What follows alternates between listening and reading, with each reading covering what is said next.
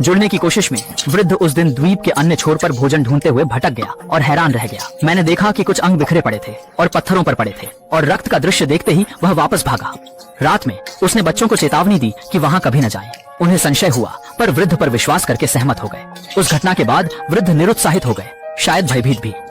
शायद द्वीप पर जीवन बहुत नीरस था और वह प्रतिदिन शराब पीता था। एक रात उसका मन उलझन में था और वह तैरकर घर जाना चाहता था।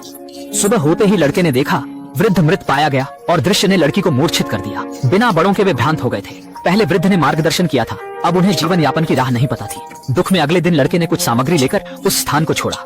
न तो अनुभव और न ही उम्र थी जो समुद्र में जल्दी कदम रखने की समर्थन करती। लंबे प्रयासों के बाद नाव अभी भी द्वीप के चक्कर लगा रही थी। लड़का जब नाउम्मीद हुआ तभी उसकी निगाह छिछले पानी पर गई। इस स्थान पर बस गए और वृद्ध द्वारा सिखाए गए कौशलों का उपयोग करते हुए उन्होंने एक नया घर बनाया और भोजन तैयार किया। झपकी में 6 साल बीत गए और वे सभी बड़े हो गए, फिर अधिक सुंदर और उदार बने।